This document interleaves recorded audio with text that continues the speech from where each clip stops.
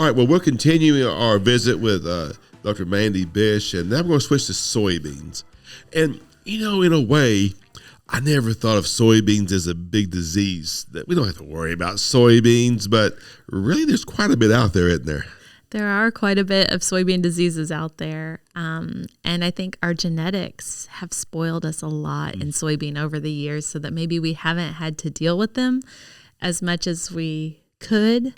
But what happens when you start using the same genetics over and over and over again for 30 years? We're on 3 decades for some of these traits. So I'm a little concerned that we're going to unfortunately start seeing some of those soil-borne diseases specifically come back. Right, because like 40 years ago when I was in graduate school, that's a long time ago, Phytophthora and Pythium were huge. Mm-hmm. And you told us that they haven't been because we've got resistance now.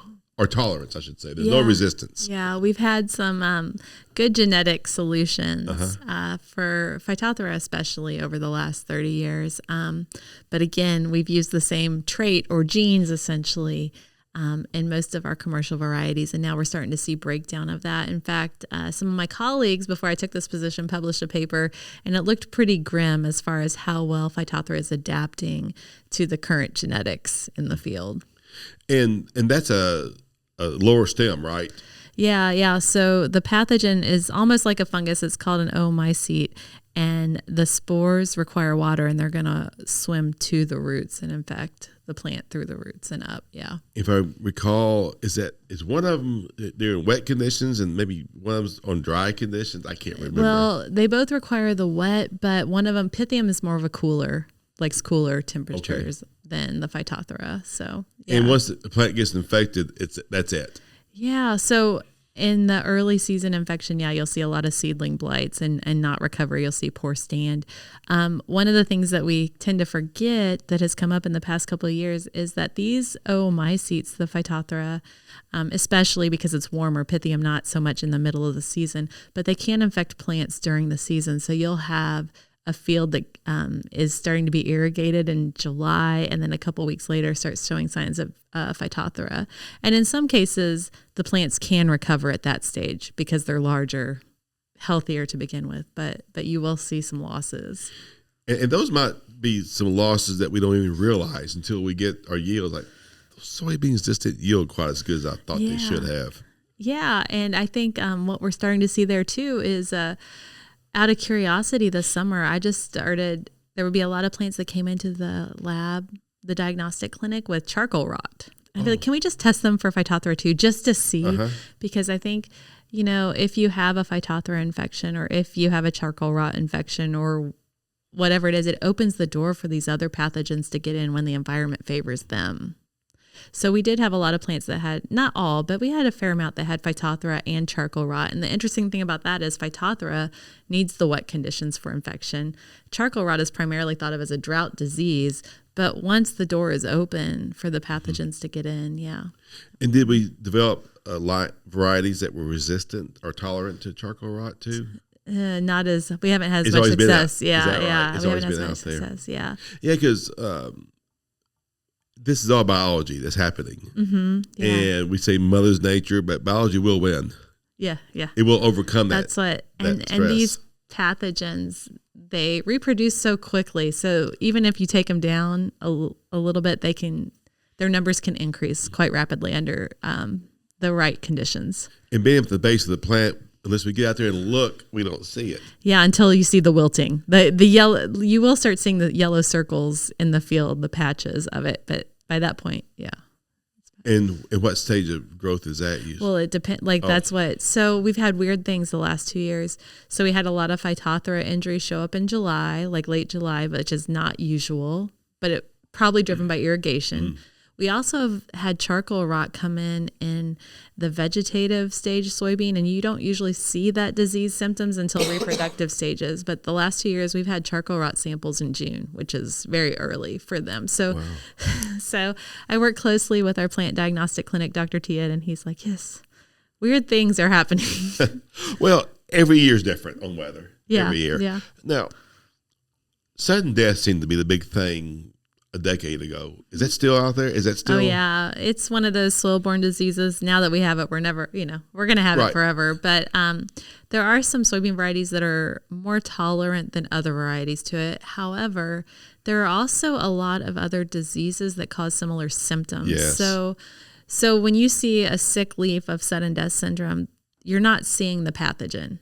You're seeing a symptom, but that's not the actual pathogen. The pathogen is in the roots. Oh my goodness. Yeah, and so it secretes toxins that then get that response or elicit that response from the plant that turns that intervenal chlorosis. So you have lots of things that can cause intervenal chlorosis. The pathogen red crown rot initially can cause that. Brown stem rot can cause that. And actually, fungicide applications in heat can cause that similar response. Not identical, but similar. So I think sometimes we call things sudden death syndrome because we're familiar with that, but it could actually be a variety of causes. And does the symptoms on the leaf look any different, sudden death syndrome, than some of the other? No, so the main symptom you see first, right, is that leaf symptom. And so, they look similar. They look similar. Red crown rot will cause the whole leaf eventually to become chlorotic. So that one will progress past the similarity. Now, you mentioned red crown rot because you just spoke at the crop management conference. Yeah. Somebody was there and said, hey, did you hear about the red crown rot? No. Yeah. So is that pretty bad up and coming one, or is this something that we don't have to worry about? No, I think it's one that is underdiagnosed or underreported in Missouri is my guess. So this is a disease. It was first found, I think, in the 1960s in the U.S., maybe in Georgia, in peanut. So it can infect peanut, the same pathogen. And then it was kind of in the South until 2018. And then we find it in Illinois. And by we, I mean colleagues, find it in Illinois along the Mississippi River. And it has spread from that hot zone, as they like to call it. And so Kentucky, they found it in 2020. And then last year we were able to confirm it. This past summer, we were able to confirm it in 2 areas of Missouri. And so the deal with this disease is, I like to call it, from my observations, it seems like a very aggressive form of sudden death syndrome. Like, you think you have sudden death syndrome, come back in a couple weeks and you'll probably see leaves wilting completely and just turning yellow more quickly than maybe they would with sudden death syndrome. You know, I like to work with cover crops. Yes. And I've really pushed the envelope. We plant right into them green and lots of biomass. Yeah. But that could cause some of these issues too, couldn't it? I mean, anytime you're trapping moisture into the ground, for some of them, you are starting to. I think with red crown rot, the soil temperature is a big thing. Cooler or warmer makes it worse? Really hot is good as far as not getting infection. Cooler is better than that sweet spot of, and I'm forgetting the numbers off the top of my head, but it's somewhere between the 70s and 80s, I think, are the ideal. Like, if you plant above 82 or something soil temperatures, then you're good, and below somewhere in the 70s. So it's one of these diseases that maybe early planting could help us mitigate some of the losses, maybe. But that sweet spot, 70 to 82, which is probably mid to late May, that's when we can get some issues. Yeah, I looked up the soil temperatures on our Missouri Mesonet system, and I think those last couple of weeks of April are a little bit cooler, and then we get the optimal conditions for infection. But we don't know the extent of the disease in Missouri. It's very hard to diagnose because the diagnostics rely on what sets it apart, and there's these little red balls that form at the crown of the plant. Okay, so you cut the stem open, it looks like a plant infected with sudden death syndrome. You have the root rot, although it can be more severe with red crown rot. The leaves look similar. So really, if you don't see those little red balls, which are called parathecia, it can be pretty hard to diagnose it. So I think we do have more of it in Missouri than we think. It just goes underreported. Will seed treatments help with this? Yeah, they may help. So we know in controlled environments that you can see some benefits of the seed treatments, but I would say in those fields in Illinois, they all have seed treatments on them, and you're still seeing it. So it might reduce the damage, but you're still going to see the damage in a bad year. In general, how long do seed treatments give us protection from? Yeah, that's a great question, Tim. That means hard. It's I don't think I have a good answer for that, because once the seed coat's gone, it's hard to, I don't know. It's just that initial. It's like that initial, like that initial boost your immunity kind of thing. Yeah. There's also some other foliar diseases that you can control with fungicides, I suppose. Yeah. And one of them, before we got on, you were talking about frog eye leaf spot. And I was telling her 41 years ago, I had class, and we had her predecessor come in and talk about diseases and different crops. And he spent quite a bit of time on frog eye leaf spot. And our instructor was kind of miffed because it's not a problem. It's not going to be a problem. Why are you talking about it? But it raised its ugly head not too long after that. Yeah. That's good. Yeah. Diseases aren't important. No, I mean, we have genetics today that protect us from frog eye leaf spot in large part. And there's a reason that we focused on those genetics, because frog eye leaf spot has become a disease that can threaten yield. And I would say in years where they are conducive for disease, if you don't have a resistant variety, then you could see some yield losses there. Yeah. So is that put in almost automatically as a disease package with our breeders, you think? I would say it's not as consistent as like the Phytophthora that we talked about, or SCN packages. But there are different rating scales for it. And I just know, so Missouri Soybean Merchandising Council has sponsored many years of foliar fungicide trials. The MU Extension has done. And so there was one trial where the farmer planted a susceptible variety to frog eye leaf spot. Okay, so and it was a commercial variety. And he did see yield losses compared to the fungicide treated seed. So, yeah. So we need to pay attention to those disease ratings. Yeah, I think so. I think the genetics are there and they're good for us, and they are good protection. Anytime that we can avoid a fungicide application is one less opportunity for a pathogen to develop fungicide resistance. And so if we rely on the genetics for as long as we can rely on the genetics, that's a good thing. And some insects can carry diseases in soybeans, like the stay green. I want the right name for it. Yeah. That's a complex too. That's a complex right there. But there's a lot going on. Yeah, there are insects that can carry some diseases. Most of the time when insects carry diseases, not always, but most of the time it's not going to be a fungal pathogen that they're carrying. They're carrying something that you can't control. Oh, like stay green? Yeah, which may be viral induced. There's a lot of questions around that. Yeah. Okay. Because I see some of that sometimes when we have a lot of stink bugs, it seems like. Yeah. Okay. Well, and the one that we've probably been dealing with for 50 years is soybean cyst nematode. Yeah. And, I'll tell you, I'm where I'm at now because of soybean cyst nematode. Where are you at? A world-renowned agronomist. No. I got into agronomic research. Okay, I misunderstood the question. I thought you had a stance on SCN. Oh, no. Okay, go ahead. Yeah, no, because in the 1970s, in the Missouri Boot Hill, we were getting wiped out by soybean cyst nematode to the point, we were not going to grow soybeans anymore because we were getting 20 bushel soybean yields or 10 bushel soybean yields. And I remember when I was in high school, I went to the Delta Center field day, and a young soybean breeder named Grover Shannon was standing right next to a PI line, the plant introduction, that was resistant to race 3 and 4 soybean cyst nematode, and became Bedford. We planted those the next year and made 48 bushel per acre. That inspired me that I want to go into agronomic research because this is neat. That's awesome.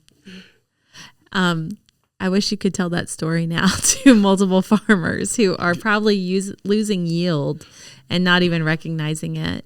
Yeah, because we were getting devastated where it's still hurting us, isn't it, that we just don't realize it. Like you just said. Yeah. So the silent killer, right? That's what we like to call it for the most part. So I guess we're not quite at the numbers where you would see those, like visually see that, what you described, but we do soil sampling every year. Again, Missouri Soybean sponsors that effort too for farmers. It's free for farmers to submit soil samples for SCN egg counts to see how much SCN is present in their fields.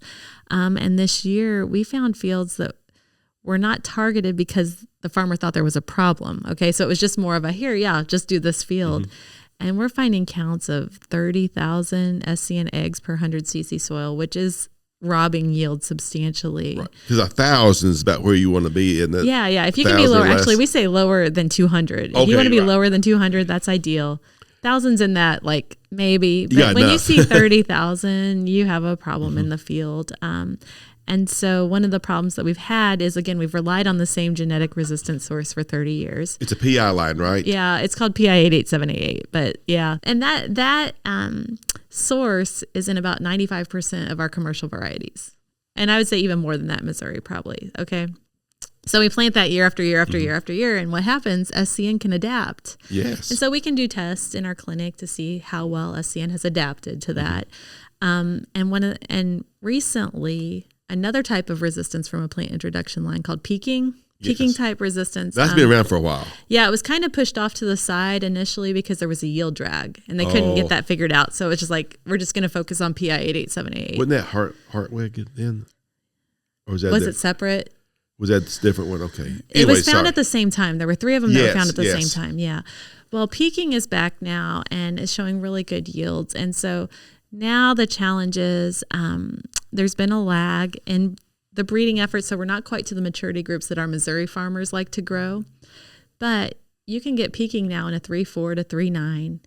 If you plant that side by side with a PI 88788 line that is a 4.2 or 4.3 maturity group, if you have bad SCN, they're probably going to senesce at the same time, even though just because the peaking is going to tolerate the SCN better. So I've really been trying to get, and have had some success trying to get farmers just to test peaking soybean out on their field. Like, don't plant the whole thing, buy a few units, see how it compares to what you normally grow, and then see if it's worth including in your rotation. So we don't want to do this thing where we rely on peaking for 30 years because we're going to do the same thing. But if we can rotate them and corn, then we start to build a rotation that may have some sustainability. Well, have we selected any new ones since? I mean, Peking's 30, 40 years old itself. Right, yeah. So at Mizzou, we're very fortunate. We have 2 very good breeding programs, and one of them is led by Dr. Skaboo, who works on the SCN side, among other things, and the other one is by Dr. Lynn, who has experience with Phytophthora. And so this should be exciting for Missouri farmers. And Dr. Skaboo's group is working on identifying new sources, and recently identified that it's one of those things, the more tools we have, the more you can learn. And they found an addition to the peaking type resistance that should help sustain that even longer. So I don't like to really talk about genes and these kind of things, but there's another gene. So there's 3 genes instead of 2 genes, which anytime you can add to the resistance, that's a good thing. So his group has found that, and they continue to look for more sources. Well, that's good because, like you said, it can be the silent robber. Yeah. And typically, though, we see it in circles, don't we, out in the fields? If we know that we have an issue, but it could be a lot. It could be your Phytophthora. It could be many things. That's, Yeah. I think one of the most frustrating things with SCN, and I have some crop advisors who remind me of this, and I'm thankful for them, is that it's very hard to sample for SCN well. So if you're going to go out and submit a soil sample for soybean cyst nematode counts, you really want to take into consideration the guidelines that the SCN Coalition has put out, or you can always call our clinic and we'll help walk you through it, because soybean cyst nematode, we should have started out with this. They're tiny little worms. Yes. Nematode, tiny little worms. They can only move millimeters, maybe a couple inches in their lifetime. So you could have an SCN problem in one part of the field and have no SCN present like 10 feet away. And so it becomes this really frustrating issue. So I usually say, if you're finding SCN in every sample that you're submitting from a field, you probably have an SCN because it's moved in the soil. By equipment. Yeah, cultivation. So no-till should help. Yeah. And planting a non-host should help. Yes, we definitely recommend that. When you look at the data, planting corn 1 year reduces the number. Planting it 2 years will reduce it a little more, but it's not an additive effect. With cover crops, most of the work's been done in greenhouse, where it's nice because you can control the amount of SCN. And the legumes probably not going to help. They might enhance SCN populations, but there is evidence. I can say clearly that cereal rye does not hurt. It's not going to hurt. It may even suppress SCN levels. There's some data out there, there that shows but you that. combine it all, and it's like, well, I don't know if it's statistical or not, but it's not going to hurt anything. Like you can, yeah. So. Just do just a straight cereal rye. Yeah, but now I don't consider cereal rye soybean as a rotation, and I think some farmers do. Like that's not a rotation. You have to put corn in there, or wheat soybean is not a rotation because your soybean are still growing at the same time every year when Soybean Cyst Nematode are active. So you have to throw something in addition to the winter cover. Sure. Yeah. Well, we used to always think too, if we added that legume cover crop, maybe it'll force the eggs to hatch. Yeah. And then they have no host. I think like henbit in the field, right? Like leaving henbit in the field. Yeah. But I think if your numbers are high enough, those the cysts that protect the eggs are just very strong and can survive a lot. Now you've talked a lot about the plant pathology, the lab, Dr. Pong. Yeah, Dr. Pong Tien. Yeah. Now, so how did they send a sample to him? Yeah, this is okay. So we have two clinics that I've kind of mentioned interchangeably here. Okay, so one is SCN Diagnostics. Okay, Soybean Cyst Nematode Clinic. So we're handling all the plant parasitic nematode samples that come in, and that's through me. So you just contact me, or you can Google SCN Diagnostics, and you can find the website. It's called the Worm Lab too, isn't it? Just behind your back, we call it the Worm Lab. Okay, yeah. Okay, then the Worm Lab. But if you Google the Worm Lab, I don't know what it. We'll have to try it. Yeah, I don't know. I'm gonna try that. University of Missouri Worm Lab. The SCN Diagnostics will definitely get you there. So Dr. Tien manages our plant diagnostic clinic. So he is going to help with weed identification. He's going to help with insect identifications. He's going to help with diseases, which is his wheelhouse. And so that lab is through, if you go to the MU Extension, or you can always contact us and we can put you in contact with him, but MU Extension website, and then search for the plant diagnostic clinic. And Dr. Tien has videos posted of how to submit samples. He loves the one-on-one conversations, and he's very good at his job. We have high quality plant diagnostic clinic. We're very fortunate. And SCN Diagnostics, I have awesome people in the lab, so I got to shout out to them too. And can people just drop a sample there, or they have to send it in? So you can drop a sample at either place. I mean, if you're in the neighborhood. Yeah. And if you have something, I mean, a lot of times this summer we had plants where we just weren't sure what was going on. So people were bringing roots and soil in the plants, and they just drop them off at one place or the other. And we just try to take good enough notes and make sure that the diagnostic clinic received the portions they needed. And then we would run the nematode analysis at the SCN clinic. And when you say nematode analysis, it's not just soybean cyst nematode. Right. You got root knot nematode. Right, and reniform even. We're trying to find reniform. So we've done a plant parasitic nematode survey this year, and we'll continue it next year. And there are more than SCN. SCN just seems to be the one that we are constantly dealing with as far as thresholds. But no, in our southern regions, root knot nematode is a problem. And so we'll screen soil for whatever you want. If you want to screen the soil for just SCN eggs, because that's what you're worried about, then that's what we'll do. But we can also identify the nematodes that are present. And you don't talk about races anymore of nematodes, do you? That's old. It is. Technology. We try to keep that terminology in there though. So if somebody's familiar with races, they can. What we do now is HG type, so heterodyroglycines. That's the scientific name for soybean cyst nematode. We do it by HG testing. And so we'll take a peaking line. We'll take a PI88788 line. We'll allow the nematodes to reproduce on those lines compared to a susceptible control. So how well are they able to infect the peaking plant and reproduce on it when they compare it to susceptible? And that's how we kind of gauge where we are with our problems in Missouri right now. Across all the populations we've tested over the last 2 years, we're pretty close to most Missouri soybean cyst nematode populations can reproduce between 50 and 60% of a susceptible. So they're behaving almost like a susceptible plant. So it's like the SCN population doesn't even know that there's resistance in there. It's just, adapted. So, which is good, I guess, for not getting resistance. Well, but we'd like to be below 50%. Well, sure. So, no. Well, we got a lot to think about here, and it makes us kind of scary. Can we even grow a crop anymore? Oh.